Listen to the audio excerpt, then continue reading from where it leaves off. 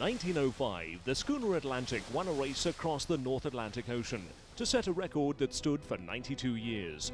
They reached England in 12 days, 4 hours, 1 minute and 19 seconds to win a Gold Cup created by Kaiser Wilhelm II. Many individuals have since bettered the crossing, but never has such a magnificent fleet of yachts attempted to recreate that epic achievement. Until now. The Atlantic Challenge Cup. So how did the idea for such a spectacular race come about? This whole thing started as an idea 4 years ago.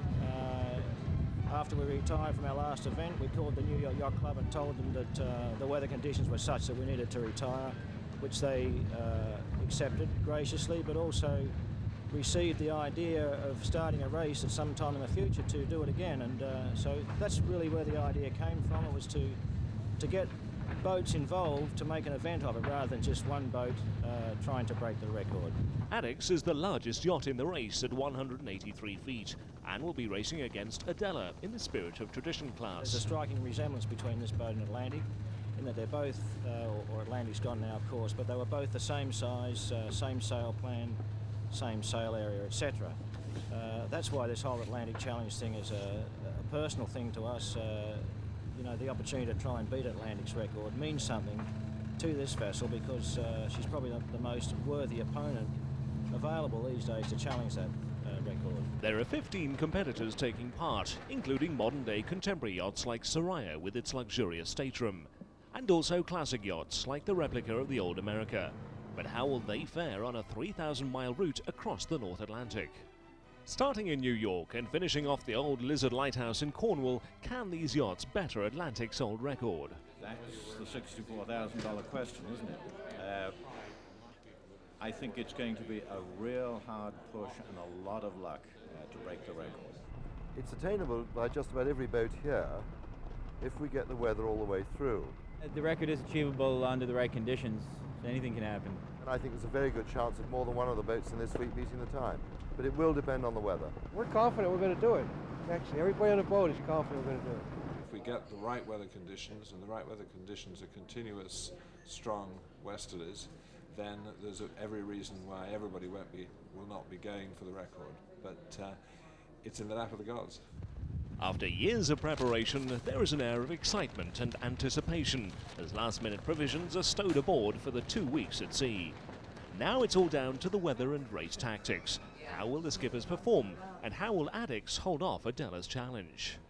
The tactics will be really to not so much to cover the boat, but to try and remain in the same weather pattern, so we don't find ourselves dealing with different weather conditions.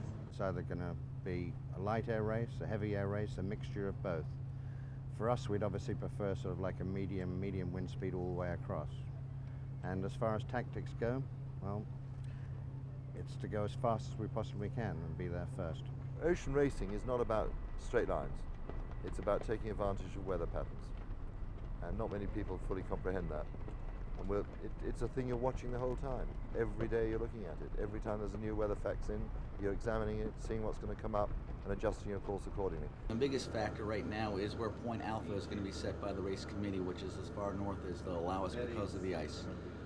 Hopefully, they all know that we're good sailors and they don't put it too far south, which will take away a lot of the tactics of the race because everyone will be going for the same point, which is like 1,000 miles east of us. So that is what we're all waiting to find out, Point Alpha, and find out our options. The decision on Point Alpha is made at the prestigious New York Yacht Club in Manhattan, where all skippers receive their final race instructions. We've been tracking the ice thanks to the Canadian ice reports, and in fact what has happened, the ice is surprisingly far south this year. In fact, 10 days ago it was south of Boston, which is quite interesting. And in the interests of safety, we've decided to keep all the yachts quite far south until they're about 1,000 miles out into the Atlantic, and then they can peel off for the course to the Lizard.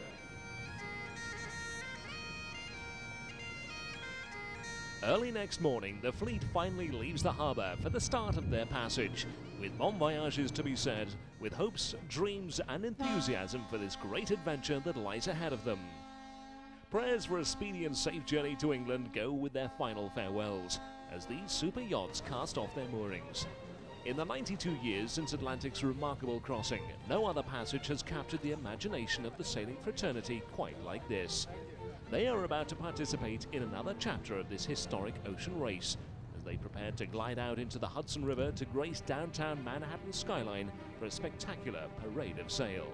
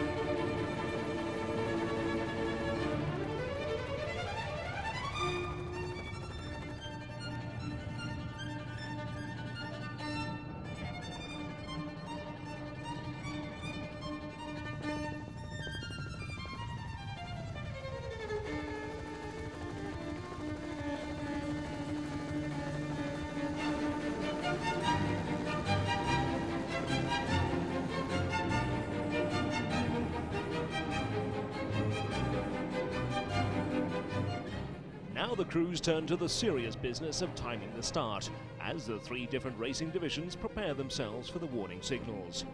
The weather is rough and overcast with a choppy sea and moderate winds, but it means full sails up as Addicks and Adela bear down towards the line at around 18 knots. The Spirit of Tradition class is first away, as Paul Goss times his run perfectly, approaching the line with Adela slightly behind. With the added challenge and pressure of the other yachts to contend with, can he put the disappointment of 4 years ago behind him? It's an inspiring sight to see these massive yachts power away through the sea, images of a bygone sailing era from the turn of the century. But who will take the honours between them? Adela is a 170-foot recreation of the 1903 schooner Heartsease and incorporates much of her original wood. She was rebuilt at the Pendennis shipyard in Falmouth, and so Adela and her crew are sure to receive a warm welcome when she arrives, win or lose. The start of the contemporary class follows, with 7 yachts taking part, with Avance proudly flying the New York Yacht Club Commodore's pennant. Also Sapphire, skippered here by Sir Robert Knox Johnson, representing the Royal Yacht Squadron.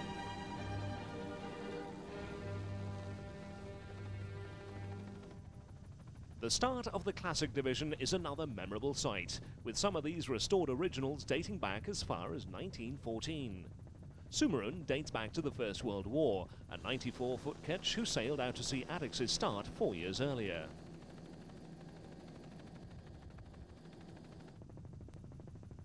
At 125 feet, a yellow, a gaff-rigged schooner was built in 1920 and cuts a beautiful line.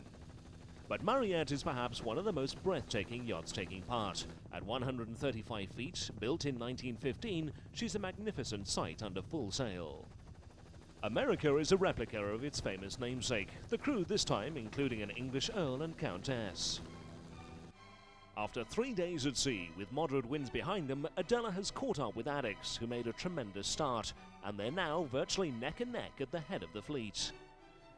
As the New York coast recedes into the distance behind them, for some the excitement of their first crossing continues, but the more experienced sailors know the dangers and the pressures, as the prospect of 2 weeks or more in the rough mid-Atlantic swells lies ahead of them. With a promising weather pattern giving all the skippers hope, the crews settle into their routine, but the Atlantic is proving rough. Regular weather updates show that the following winds should hold through for at least a few days and give them a speedy crossing.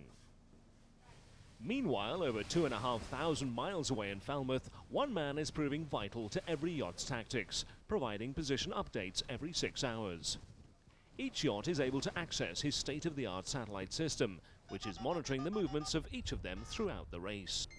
You don't have any target flights in here? There's 4 geostationary satellites around the world, all stationed over the equator to cover all the 4 ocean regions. So we've got full worldwide coverage.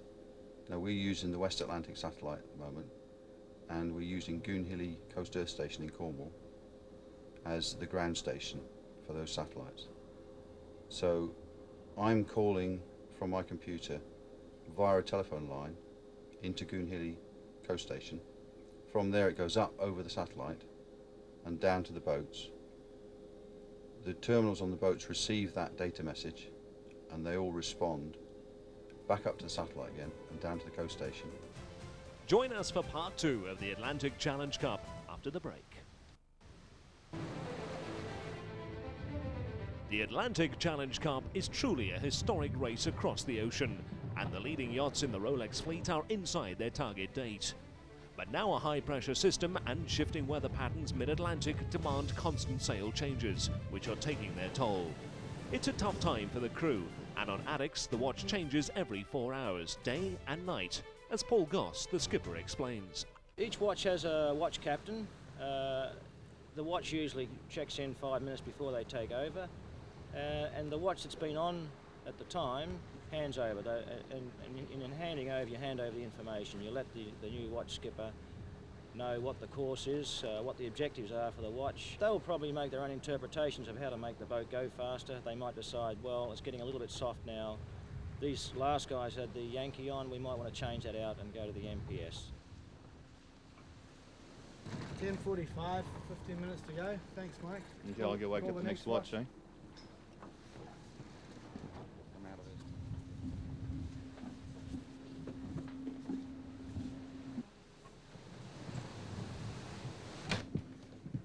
Oi lads, go on your scuttlebutts. It's about that time.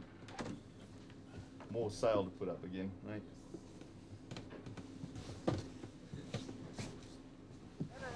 Keep coming, Danny. All the way. Evening, chaps. Sean, we're going to freeze. I think we'll drop the MPS down. We've let the Yankee across, put the pole away. We've got a change of course of about 70 degrees. Okay.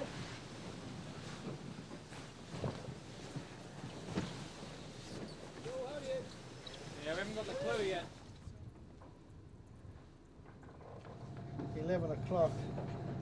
Possibly got knot and a half to 2.8 knots of set running east. Right. So the course actually from here to here is 035. I reckon you put a list 030 and watch your set, because you're going to be set to the east very quickly. With the winds changing to gale force from the east against the yachts, the fleet is now forced to beat into the wind and tack their way towards England. The record time that looked almost certain is suddenly in doubt. Out across the Atlantic, Adela has taken a more northerly route than Addicks and has finally broken away in the strong headwinds after being chased by Addicks the whole way. Everyone is suffering in the big seas and running repairs are required. Aiello, Sapphire and Globana have been forced to retire as the boats continue to take a severe battering from gale force winds, creating arduous sailing conditions, equipment failures and even injury.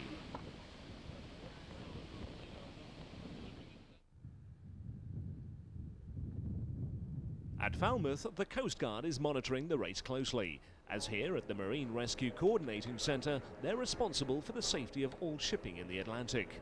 As a result, they're in constant contact with all the yachts as they near the finish. Adela, this is Falmouth Coast Guard. Roger that. I've copied your position and your ETA at the Lizard Lighthouse. This is Falmouth Coast Guard going back Channel 16. The last week, 10 days, we've been running these east-northeasterly winds, so they've been basically battling against the winds. So that's been the problem. The gale force winds are continuing at the moment, so that's obviously hampering the problems. We've got two of the yachts out there at the moment. One